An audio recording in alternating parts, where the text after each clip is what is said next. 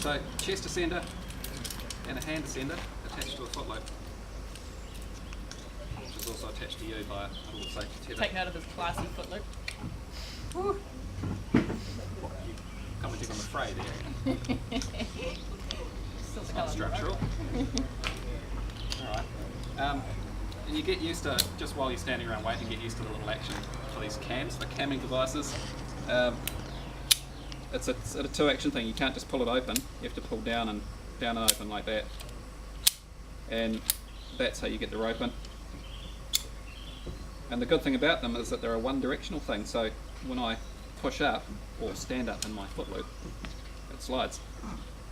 And if I decide to, you're holding it for now, go the other way, it locks in. So you understand what camming is? Because the teeth in there grip the rope, it tries to pull, and then the space actually just gets too small.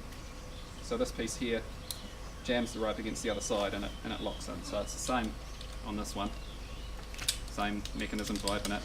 This one just has a handle. So put the chest one on. Normally just pull through a bit of slack rope so everything's tight above you. Makes more sense than starting like that, right?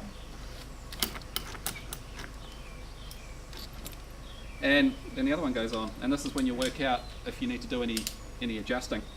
So when you hang from this, you don't want to be too far back, so chest harness needs to be tighter, so you can crank that a bit, and if it's even a little bit newer than mine, it'll work easier.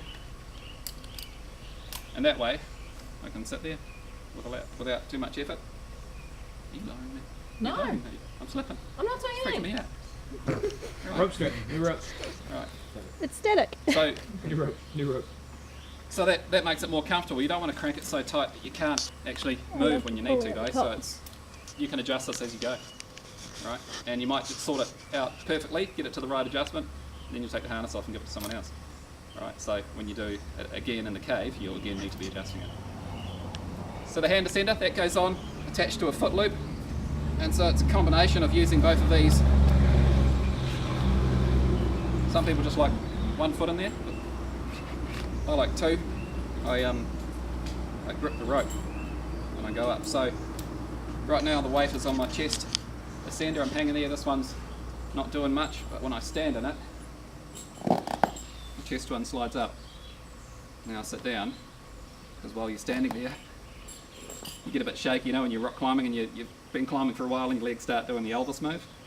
Yeah, don't do that for too long, just sit as soon as you can. So you want to make that transition fairly quick. Now I'm hanging on this again. So it's sliding that up. You kind of have to lift your knees at the same time. You're just trying to push it up, you're lifting the weight of your legs, so bring your knees up, that goes up. And then, to make your movement really efficient, if you just push with your legs, well that happens, so you actually need to bring your feet under your bum and push up, and that's what your hands are helping you for. Don't think about having to pull yourself up with your hands, because that's really hard work.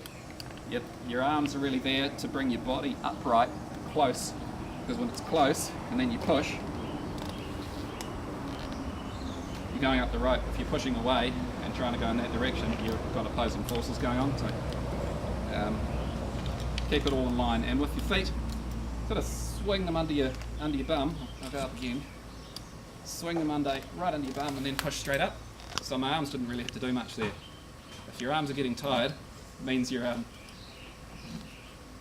legs aren't doing enough. All right. So any questions about this at all? And so I'll go for a few more metres, and Inga's going to let the rope slowly out, which is a bit weird going up when you're going down.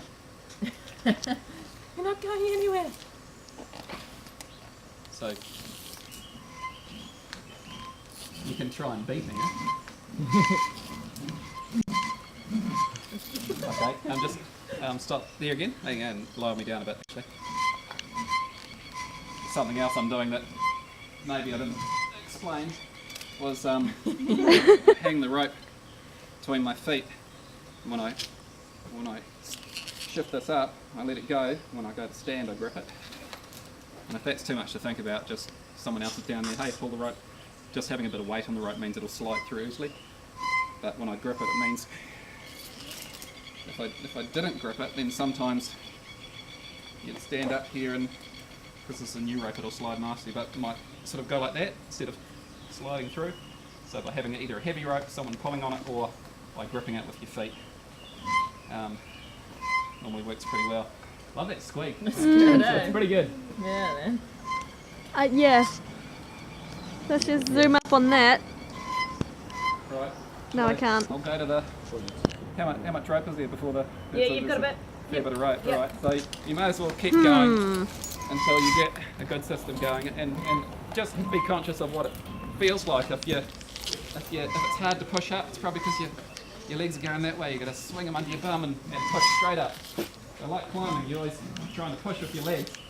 You're not really pulling with your arms so much. They're just there to keep your body upright, and then you're going in the right direction. Your arms are out. It makes you go out as well. So bring your body in. Okay, you want to race? Are you ready? No, I can't beat you.